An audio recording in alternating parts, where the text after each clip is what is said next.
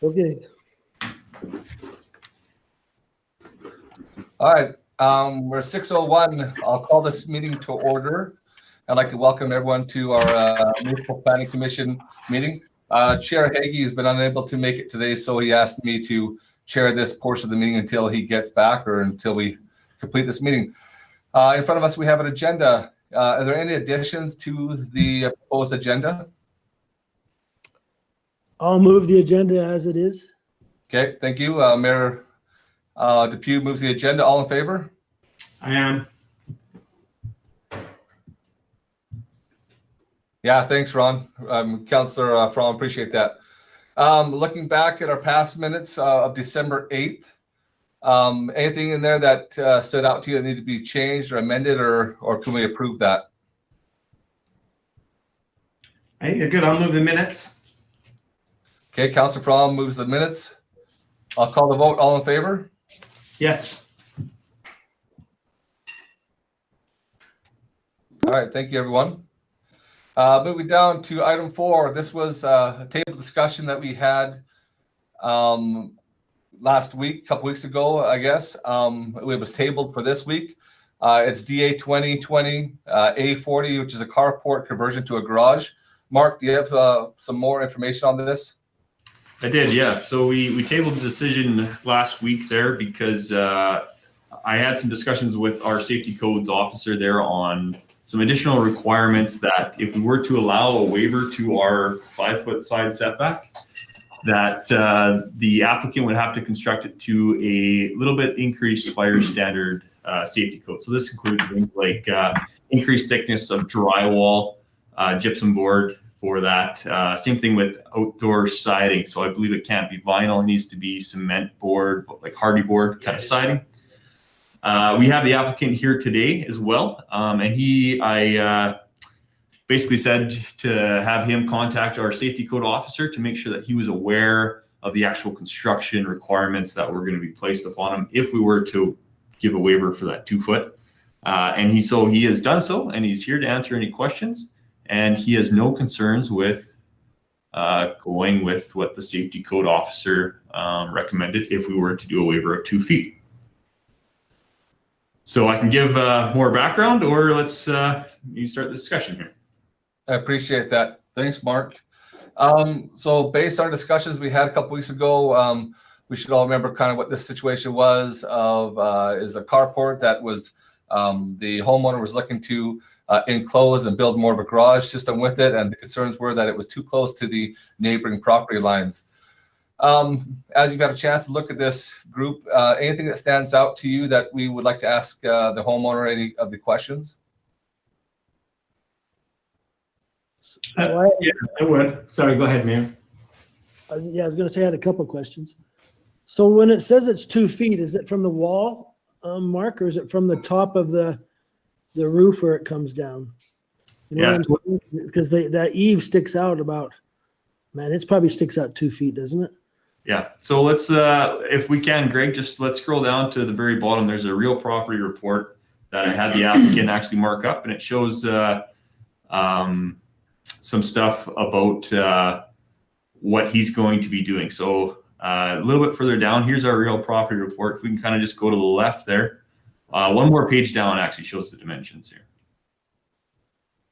Yeah, so here's the real property report done by Alberta Legal Ancillary. You can see the existing garage is 0.6 meters from that northeast corner there.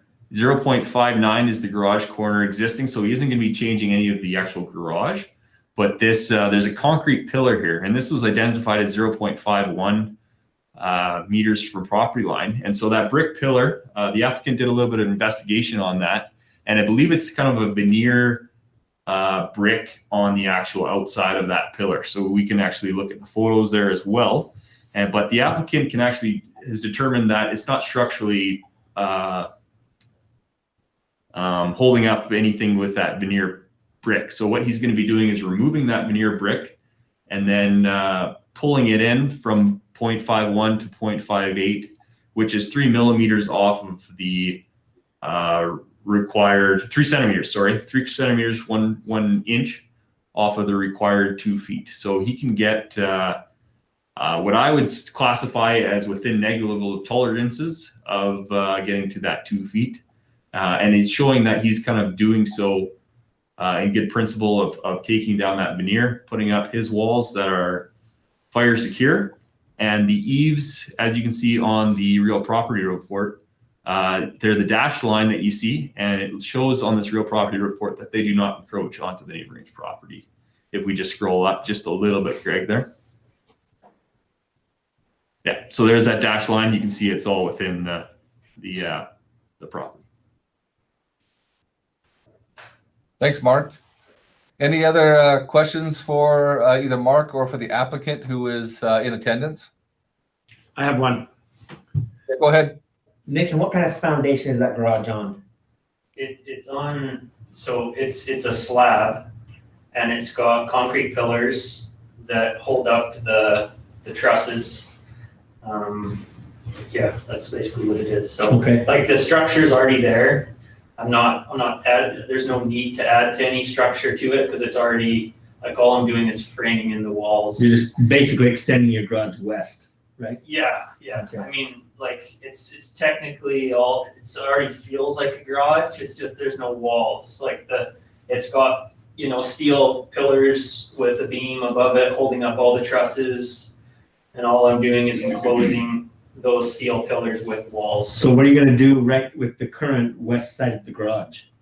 The current west side, that'll stay. Okay. Yeah. So all I'm doing is where the carport is, I'm enclosing and just basically putting walls around where there's already steel pillars and everything holding up. So. Okay. So Yeah, we can go back to look some photos here. If we just scroll up, Greg, let's maybe take a look and see what the veneer brick on the pillar. So this is what I was talking about right there, is that there's that orange pillar you see. So there's 2 pillars that hold up the carport. One's just to the left of this SUV, and one's just to the right of the white truck that you see there.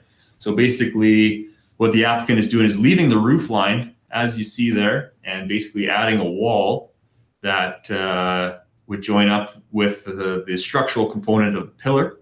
And then the front of it would be a single garage door, 2 garage doors. And would basically enclose this overhanging carport. So no structural additions to the actual carport, but just adding the walls. Okay, thanks, Mark. Looking at our options, Mark, if someone is to make a motion, do they make a motion that we would be approving waivers and then conditions such as double the drywall and all the fire safety codes? Or what's the process right now so our group knows? Yeah, so regardless of what you do here, we don't need to do anything with the safety code. That is a given that he has to follow the permit. So we're going to issue a development permit and then subsequently a building permit. The building permit needs to be up to the safety codes regardless of what you guys decide.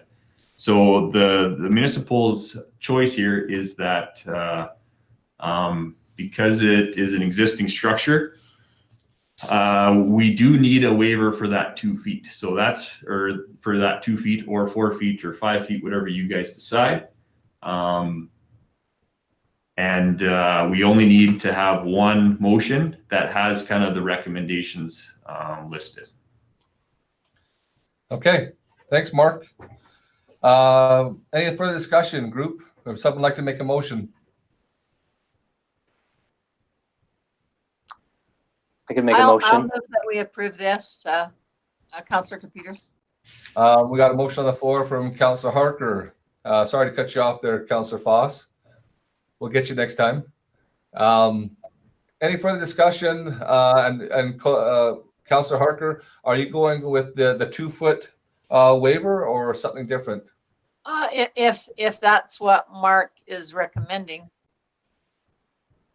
We have the ability to go wherever we want, but they believe that it will work with 2 foot, and then the applicant will follow all the permit guidelines. So is that what you're looking for, 2 foot? Yes. Yes. Okay. We have a motion on the floor. Any further discussion? Is that number 3 is what we're talking about? I would say option number 4 that I have 4. outlined. Yeah. So it's to grant a waiver to allow the alterations to be conducted at an absolute no closer than 2 feet to the property line, and includes special fire protection materials to meet the Alberta Safety Code. Okay. So, I'm in agreement with that. So that's good. Okay, we got a motion on the floor. I'll call the vote. All in favor? Any opposed? Yes, I am. Okay, we'll mark that down. Councillor Fromm opposes. That passes. Not vehement opposed to it. It's just for the fire code. Yeah, sounds Yeah. good. Thanks Nathan, for coming in. Yeah, do that. Thank you. Moving on, number 5. DA 20 B32. Operational development. Mark, you want to visit about this? I think we skipped one here. Okay. Yeah. The operation development? Yeah, no. We just on our screen here, we just went one ahead here. So, okay, so this is a operational development. So this is in a commercial zone lot, 19 Broadway North, and the applicant is here in the room today to answer any questions. But what it is a numbered company, 215-0461 Alberta, and the nature of the application is to conduct a business license for a automotive sales license. So this is discretionary in our commercial district and is discretionary of the MPC. So you are the authority to approve these, and we do need a motion to approve this one if it is to go through. So this is on a lot just off of Broadway, right along Park Street. The highlighted lots in blue were notified of the actual application. To this date, one written response was made, and it was in support of the application. So other than that, nothing else has been received from it. Okay. If we go down just a little bit further here, so this is our automotive sales or service, means the retail sale, lease, or rental of new or used automobiles and or recreational vehicles, and a facility for the repair or servicing of automobiles and recreational vehicles, including but not limited to mufflers, oil changes, transmissions, engine replacements, glass repair, auto detailing. Such facilities do not include the sale of gas, but may include towing services as an accessory use. So this kind of encompasses a lot of different things. The only item that this applicant is looking at doing is actually wholesale trade. So they're not looking at doing sale for consumers or commercial. It is strictly for wholesale. And wholesale is defined by AMVIC, the Alberta Motor Vehicles regulating body, as we have it defined a little bit later on in our things. But so we're looking at wholesale, and just a little bit further down, this just shows that automotive sales and service in the commercial district is discretionary of the MPC. Here's the zoning of the actual lot. So you can see that we're looking at lot 24 there, and it is in that commercially zoned area. Okay, scroll down just a little bit further. Here's the wholesale definition: is to sell, consign, and exchange vehicles with other automotive businesses and never to consumers. Also to export vehicles outside of Canada, which I believe the applicant is looking at doing, and to purchase vehicles from consumers and sell to other automotive businesses. To kind of reiterate, again, they're not selling to consumers. And for this applicant here, they're not looking at storing any vehicles on site. So it's a quite small commercial lot. There's an existing structure on there. So they are looking at basically just using office work to kind of do the back end work of ranging and kind of doing the logistics of getting cars moving between other automotive businesses and never to consumers. So here's some recommendations so that if it fits the development of the commercial land use district, I have some recommendations to approve it so that so that we are just doing the automotive sales. So some recommendations there is we also place that the applicant has to obtain an AMVIC license. And there's some different categories of AMVIC licenses. And so I would say that we just, that it's restricted to wholesale only, so that if it ever decides to change, the only thing that this applicant can get is a wholesale license and never another category of AMVIC license. So it's just dealing with the wholesale, never the selling to consumers or the repair of autos or something of that nature, which is a little bit more land use intensive, right? So it takes a little bit more land to do those sorts of operations. So again, we define the wholesale license by AMVIC there, and that we do have no storage of automotive vehicles, parts, or service materials on the property or otherwise located on another lot within the town of Raymond without the appropriate development permit to do so. So those are the three kind of highlighted recommendations that I have if you are to approve this one.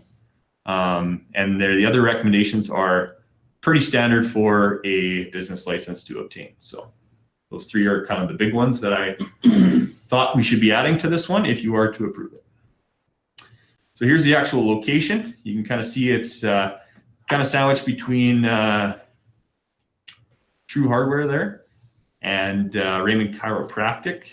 Here's kind of where the parking is situated. If we just scroll down a little bit further. Plenty of parking out front. There's already some existing businesses in there, but again, you can kind of see that the commercial lot is small. There's not a lot of room or access to even store vehicles in there. So it's basically just office use and getting the back end stuff of aligning vehicles and arranging for their wholesale.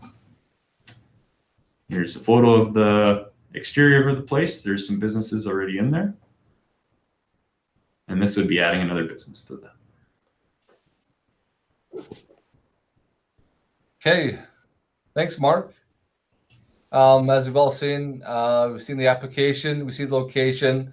If I'm taking away from Mark's discussion, essentially the applicant is going to use office space in there to buy and sell vehicles. No vehicles will be stored. I was kind of hoping that Councillor Foss would have a big car lot in front of his house, but I guess that won't be happening. So more or less, any questions that you have for Mark or for the applicant who I believe is there? Councillor Yes. Caput? Go ahead. Go ahead, Rob. I'm just wondering, do you have an AMVIC license already, Matt? No, this is to get the AMVIC license. So you can't get an AMVIC license without municipal approval. Gotcha. So if I Okay. don't have this, I can't get the AMVIC license. And what other categories are there? Retail, I imagine. Yes, you can sell to consumers or retail, and then automotive repair. And three categories, and then wholesale. and what price difference? Like if you want, like I couldn't buy a car from you, obviously, if you had a wholesale only. Yep. And is it a lot different to get a retail license on top of the wholesale license? I don't know that it's that much different. I know that the fee structure is different. I have to pay I have to get a $50,000 bond that they hold, and then I pay an annual fee. Where retail they pay, it's structured so they pay every fee that you sell. You pay AMVIC a portion. So you have no desire to have a retail license then? Gotcha. I'm in favor We of this. export out of the country. We don't sell to other dealers in Canada. We export out of the country, so we buy and send it forward. There's not room there to store cars anywhere. So No. There's no access to the back, is there? Unless they go through Councillor Foss's back here. I'm in favor of this one. Mayor Depew, do you have a comment? Yeah, Matt, on point 7, it talks about, it says, otherwise located on another lot within the town of Raymond. You can't even have another lot. Where are you going to store any cars? So 98% of them we're picking up at the dealer and shipping straight to port. Oh, really?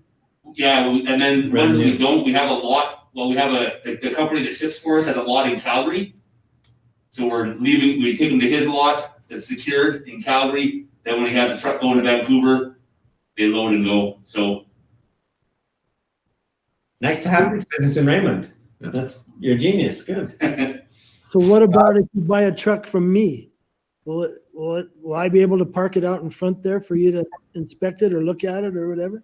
We're not shipping to the States, so we basically ship muscle cars to Japan.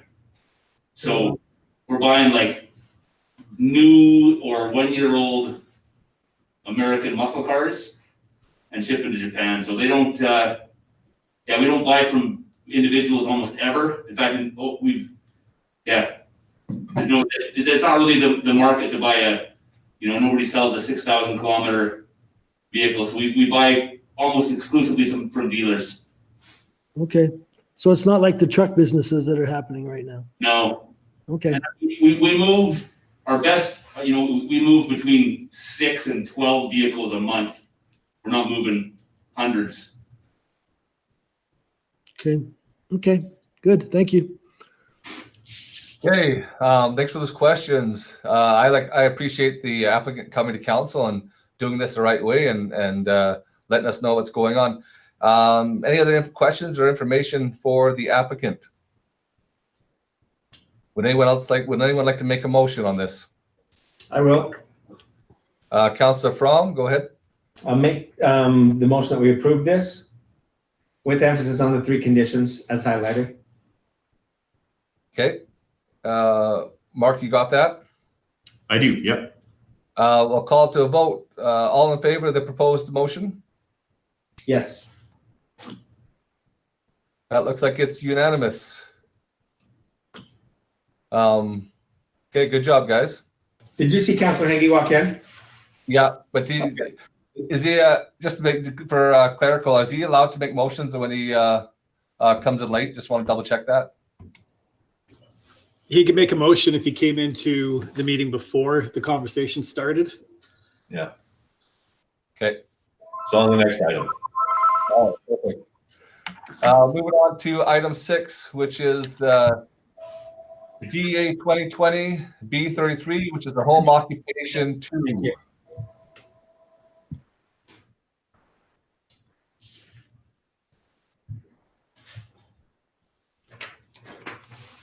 Mark, whenever you're set up ready. Yep. Okay. Perfect. Ken, do you know this girl? Tennille McClung? Okay, so this is an application for a home occupation 2 on a residential lot. So the highlighted people in blue have been notified. To date, there have been no written responses. So this is at 375 South, 200 East, right in the very southeast portion of town. To date, no written responses have been made. So this is a home occupation 2, and it's classified as a home occupation 2 because there are limited customer client visits. So it's Tennille's Hair Co. And what it is basically hair personal services in the aesthetics business. So basically looking at doing kind of just hair work. So haircuts, coloring, stuff of that nature. So this is identified as home occupation 2 because there will be some people traveling to the residential district to do so. So home occupation 2, if they shall be permitted, I have some highlighted stuff here is that they shall be intended to foster small scale business. And if there is anything that does grow and become a little bit of a kind of hindrance to the residential character of the neighborhood, that they are to relocate to a commercial and suitable district. And they also shall not materially interfere with or affect the use of enjoyment of neighboring properties, and also must not generate extra vehicular or pedestrian traffic than normal within the district. So those are the kind of the 3 items that I have in our list of things that are required by our land use bylaw. And I have some recommendations here that I typically put on a home occupation 2 that is fairly standard. Nothing really popped out here on putting extra conditions on what I do over the normal on this one. It was a fairly straightforward application. there wasn't any signage requirements by this one. So if we scroll down a little bit, we'll kind of go a little bit more into the actual lot itself and the driveway. So we did talk about driveway and parking, and they did say that they have quite a large and long driveway out front that is paved. So this is where you can kind of see exactly where they got the trailer and you got the car parked out front. So they said that instead of using on-street parking, that they would be using off-street parking, and they have such a long driveway that would accommodate their business requests. Same thing with signage.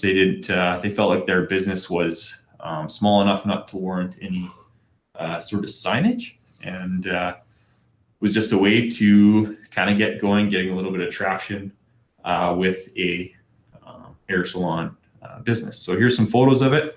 Here's the asphalt driveway and the garage out front. And then kind of just fairly standard residential areas, neighbors to the left and to the right. And one more thing, here's the actual application. It's always nice to kind of see what they write in here. So here's Tennille's Hair Co., some actual information. Part-time salon in my house, the maximum amount of clients I would like to see are 5 per week. So that's the maximum. Our house has a long driveway for parking, and we will not require any signs or advertising outside. Thank you for reviewing my applications. I'm excited for this opportunity. So, Okay. Straightforward. pretty straightforward, but does require MPC approval. So, any questions? Any questions, or would someone like to make a motion? I'll move. We accept Okay. it. Mayor Depew moves with the recommendations that Mark has highlighted. Mayor Depew? Yes. Okay, any further questions or comments? Pretty simple. If not, I'll call the vote. All in favor? Yes. All right, that's unanimous. That's approved. Thank you. Mark, item 7, are there any MPC updates? Yeah, I think I just this is our last MPC meeting of the year. We had 15 of them throughout the year this year, a little bit less in the start of it as I got there. So just thanks for being patient with me as I learned some of the ropes here. It's been fun. It's been interesting. And thanks for the opportunity. So You've done a good job. Yeah. thank you. A real good job. So Thank you for being patient with us. Yeah. So I got maybe some stats for the 2020 year. I thought you guys would be interested in. oh, I love stats. Yeah.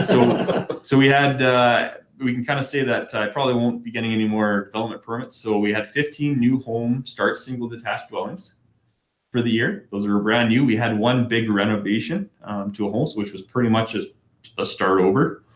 1 industrial and one big industrial, which was the Anfield Construction Shop, and 1 commercial district, which was the Dairy Queen. So in total, we had 18 large developments in the community. We had 43 accessory permits. So those are like sheds, additions,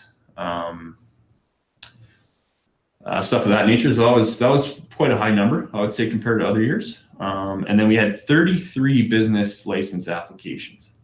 I went through the last 10 years, and the maximum we've done in the last 10 years was about 15. So That's new businesses? yeah, 33 business license applications. So that's home occupation. That's some in commercial districts. Majority of them are home occupation. Little startups, people looking to do stuff. So Like the one we just approved. yeah, like the one we just approved. So we had 33, which is about double which a regular year in the last 10 years would do. So I thought that was kind of an interesting stat. That's good news. It hasn't been a total waste 2020. And we had 170 safety code permits. So that's building, gas, plumbing, of that nature. So How does that compare with other years, Mark? Do you know? I don't know that. No. Okay. So a little bit of an update there on numbers. Perfect. Okay. Thanks, Mark. Appreciate that. Item 8 is adjournment. Can I get someone to move to adjourn? Sure. I'll do that. Council, all in favor? Yes. Yes. That's unanimous. We're adjourned. Thanks, Mark. Thanks, Mark. Merry Thanks, Christmas. a summary of the year. I know we've been sitting in on all of those. It's nice to hear them all in one place too. 33 is more than I thought it would be. Yeah. That's good. And Joan, just for my minutes, were you here at the start there? I missed you on the attendance there. I came in about 3 minutes after or something like that, so. Okay. Before the first item, I think. Okay. Just getting started. I'll put you there as the third. Thank you.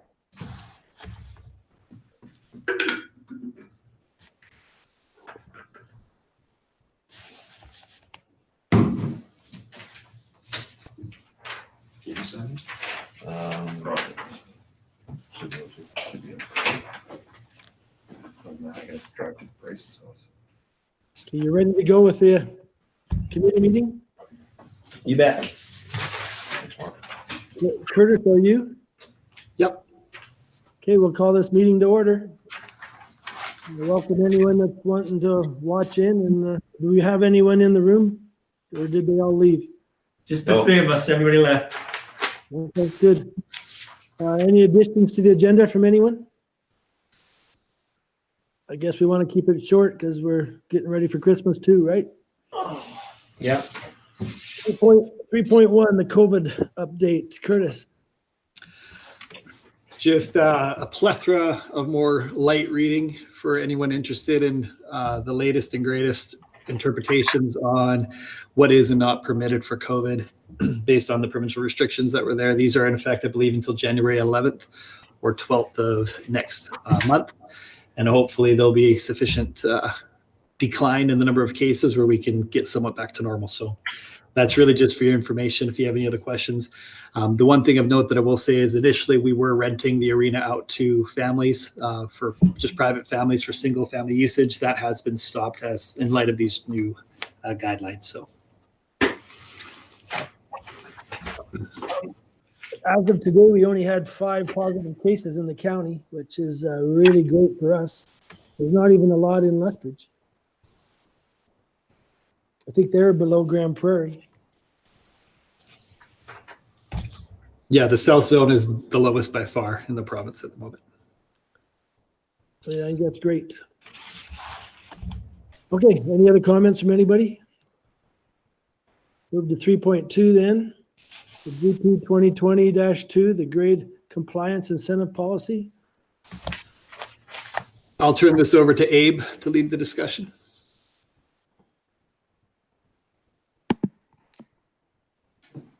Hey, I think Mark is going to take the lead on this. This is his policy.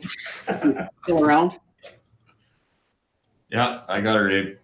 Right on.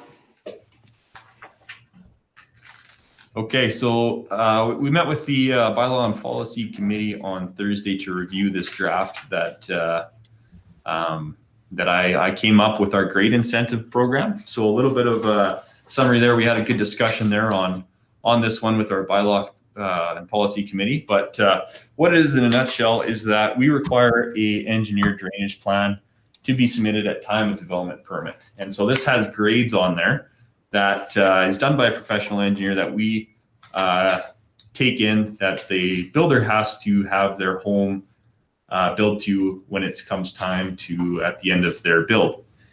And so previously we haven't been checking. We get this engineered drainage plan, and we trust that the builder has done his due diligence and has built it to the proper plan.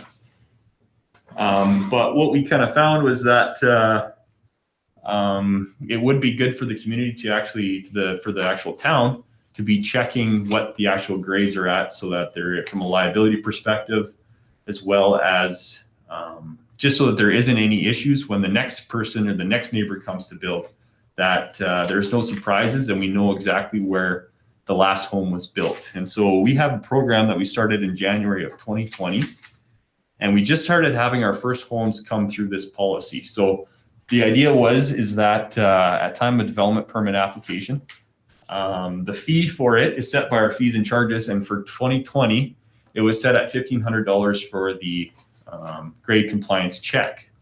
And so the town hires a company and contracts out the grade compliance check to a drone company that flies the home after it's built and does an aerial survey of not just the lot, but also neighboring lots that are adjacent, because when you're flying around, it just picks up the grades from surrounding areas. So I think it's a great tool. It's a great way to kind of do things.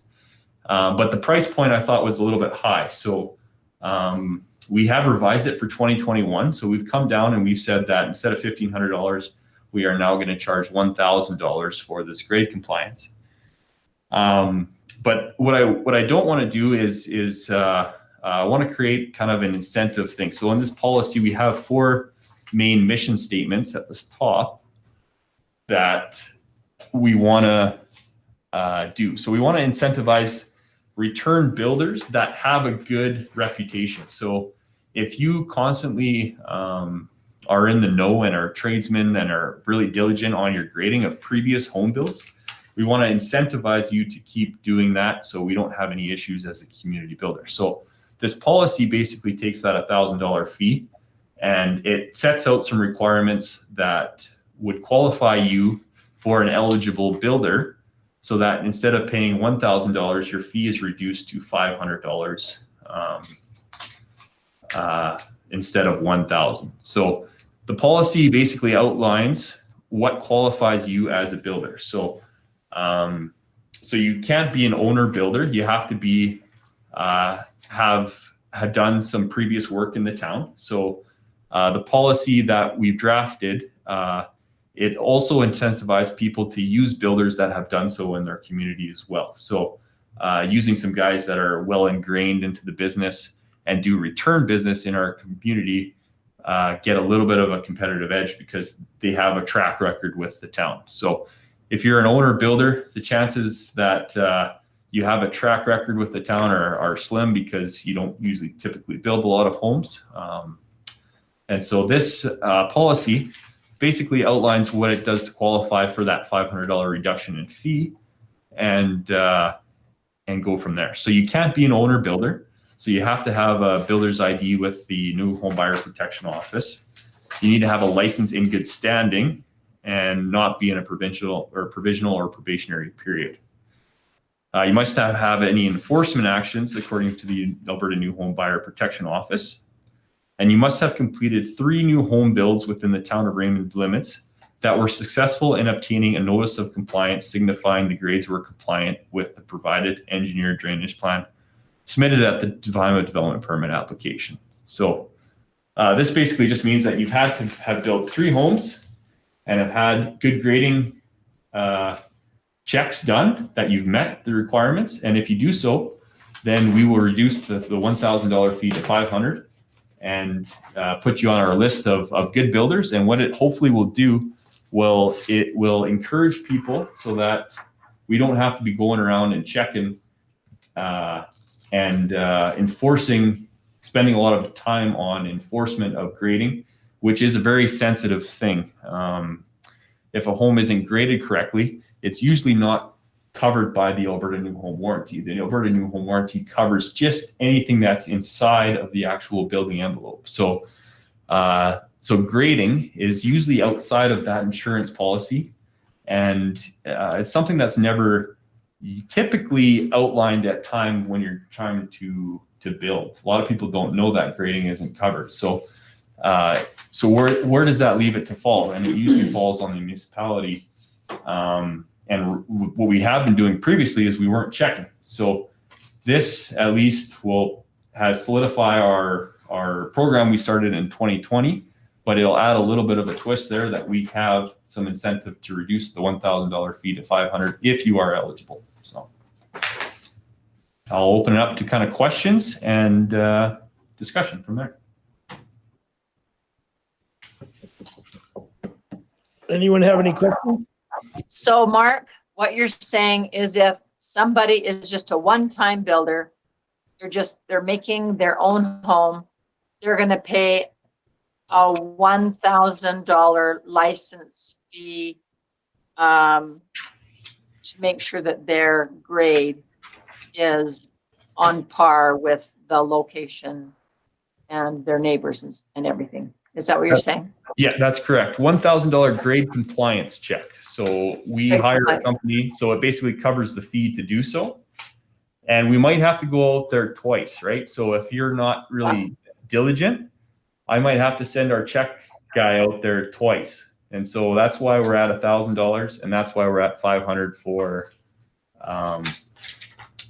the reduced fee. The cost to do one thing is about $500. So it's basically covering costs if you're eligible, and if you're an owner builder, you will have to do the 1,000 because we might have to send that guy out twice because your grade's not might be right the first time. And you send them out twice, and that's just covering costs again. That's covering costs again. I think it's a really good idea. I know a couple people who would have loved this. It would have saved them a lot of money in the end, actually. And Good I idea. have the attitude toward it, John, because I think it can save a lot of money. It can. Most people just look at it as another fee, Yeah. another charge before I build. So I think Yeah. it's a good idea. Well, the problem is when, you know, somebody on the block hasn't followed the recommendation, and then you got two more builders that are trying to comply with their building, and the original person, yeah, this would have saved a lot of money in that instance, actually. I think it's a great idea. So obviously, Mark, you've thought this through and decided this would be a big advantage for you. Yes, yeah, I have. I do think it's a big advantage. I see a lot of value in this.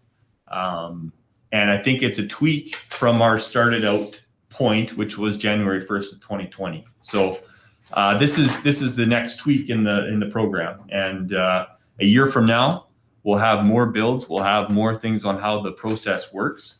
But I do have to upstand kind of and uphold those processes. And I think this is a tool that'll help me do so. And again, we'll probably incentivize people to if you just do the work that was prescribed in your engineered drainage plan, we wouldn't have any issues. And so this hopefully will just incentivize people to be good compliant people because you will get reduced fee the next time you come and do business in the town of Raymond. So I think it's a great program. I just had one quick question. So let's say we have a home builder who's built 8 houses in Raymond, all been good, and all of a sudden he builds one and the compliance doesn't match. Does he get taken off the list then just because of the one?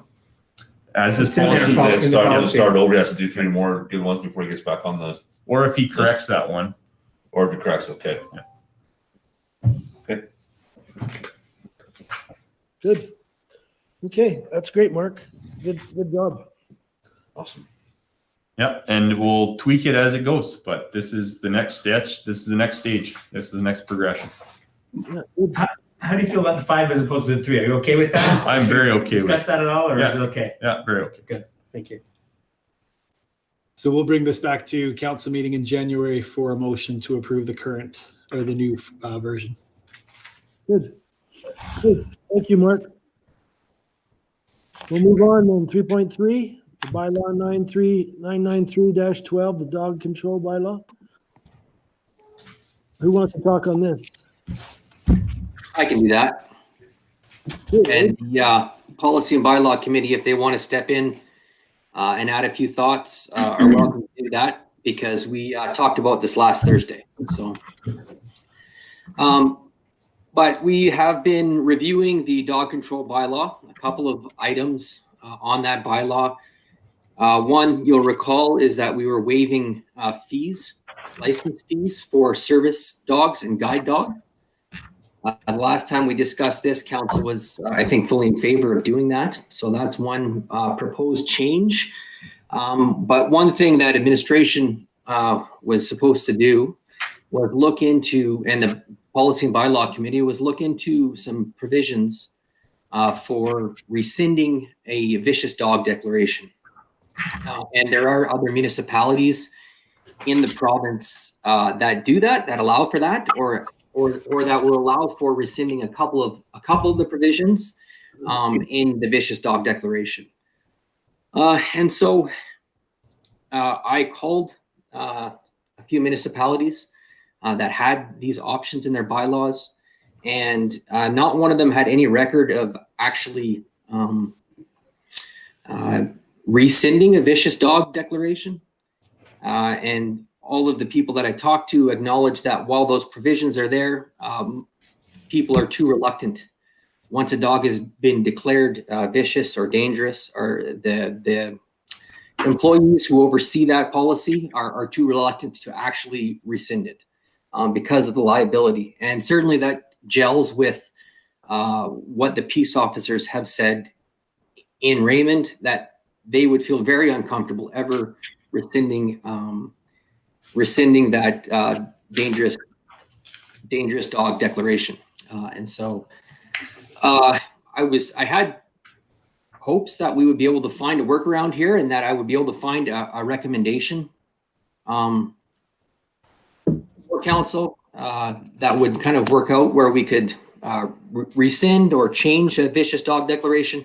I wasn't really able to find any good examples of how we would implement something like that in Raymond.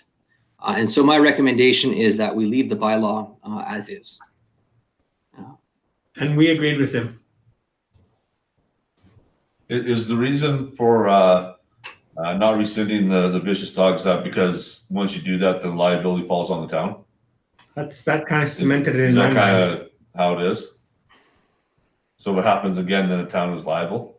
Also, Abe reported to us that, you know, the communities he found that had some legislation that allowed for rehabilitation of a dog, they never did it. They never used it. They never used it? So, Oh, really?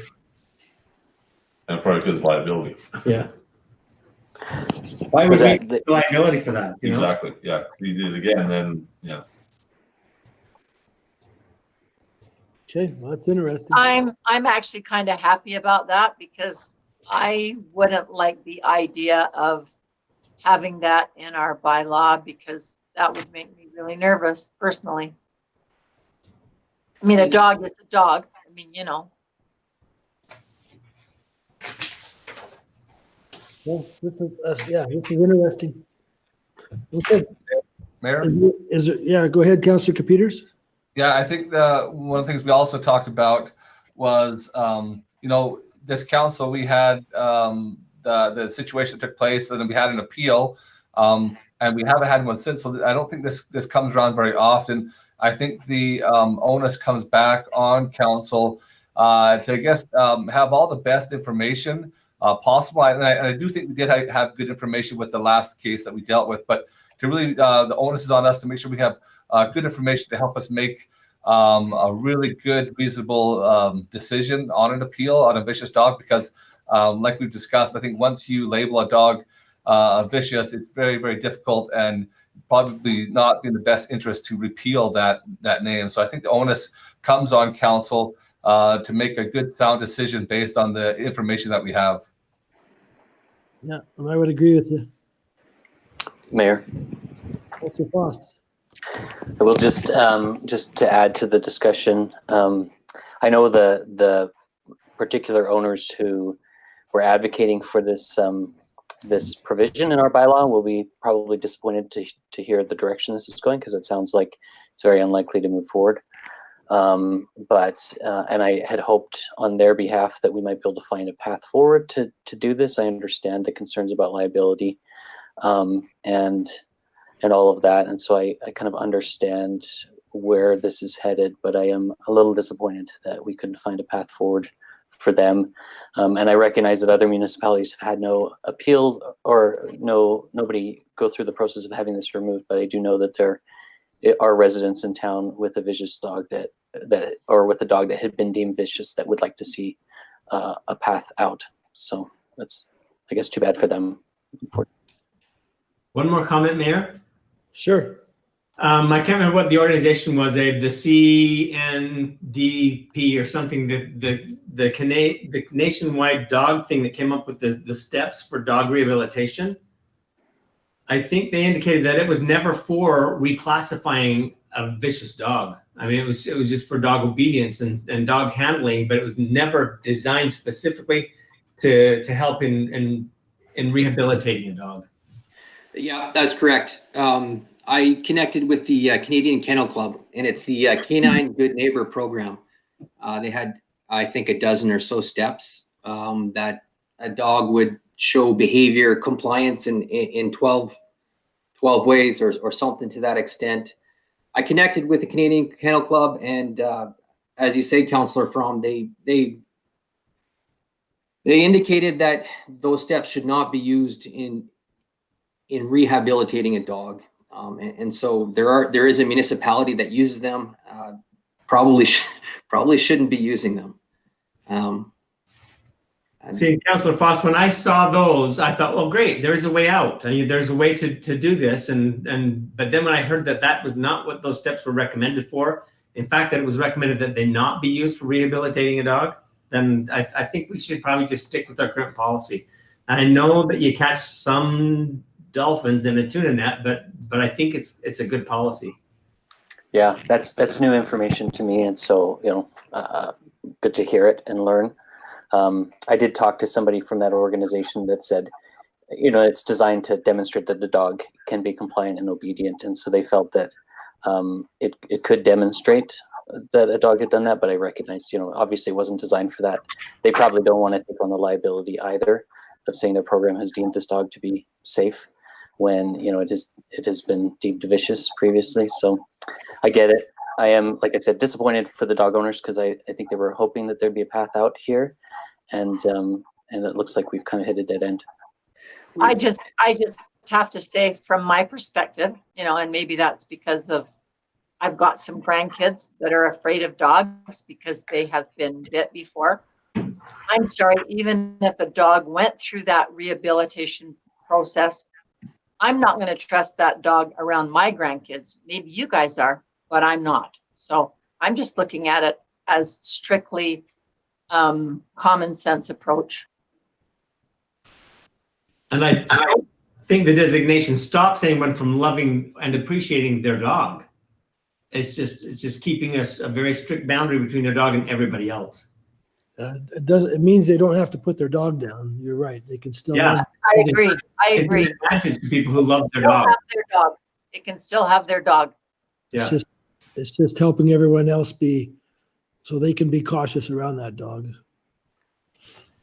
And just to clarify, the town of Raymond, the way the bylaw currently reads is very much in sync with a lot of other municipalities. And just to echo the sentiment of Councillor Foss, we were all disappointed that we couldn't find some processes and legislation that we felt more comfortable recommending. But there just didn't seem like there was an avenue for us to pursue that without placing undue potential liability on town workers or town council. Okay, well, we appreciate this committee looking into this and having a good discussion about this and bringing it back to us. So that's all we do. It's not going to come back to council then. Not for the vicious dog processes, but for amending the licensing fees for guide and service dogs, it will come back. So the changes in red will still have to be dealt with. I believe we put in an honest effort on this. We didn't brush it off. I appreciate all you did for this, Abe. Thank you. So that was marked in yellow. That's farther down as you scroll down, right? Correct? Yeah, that's right. Yeah, and just for council, one more thing I'll say before I'm done here is there is a record of the research and the justification for the recommendation in here. If you need that, please use that when you're discussing this with the residents. But we have given it a pretty good effort, I think. I agree. Great. I appreciate that. Yeah, I appreciate what you've done. Okay. Any other questions or comments on this? Okay, I guess we move to closed session. Need a motion to go into closed? I'll move. That Councillor Fromm? Mm-hmm. All in favor? Yes. Yes. Where's mine? There it is. Okay, we are now in closed. Merry Christmas, everybody that was watching, and we'll see you in the new year, I guess, unless you want to see us come out of closed.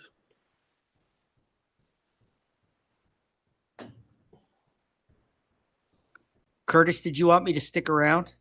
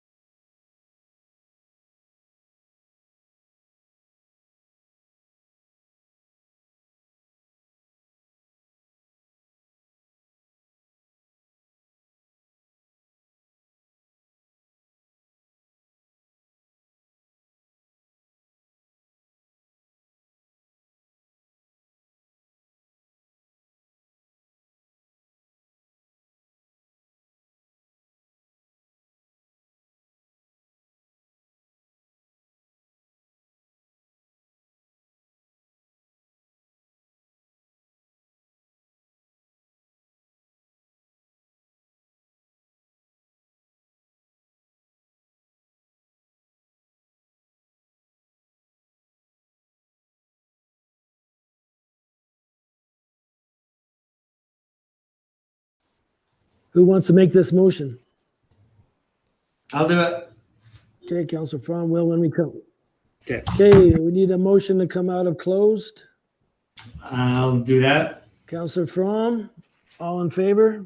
Yes. Yes. Okay, we are out of closed. Now we're just going to adjourn. So thank you for attending, everybody. Merry Christmas. And if anyone's listening again, Merry Christmas to you too. And we'll see you in the new year. Merry Christmas. Merry Christmas, everybody. Thank you. Thanks again, Curtis. Thank you.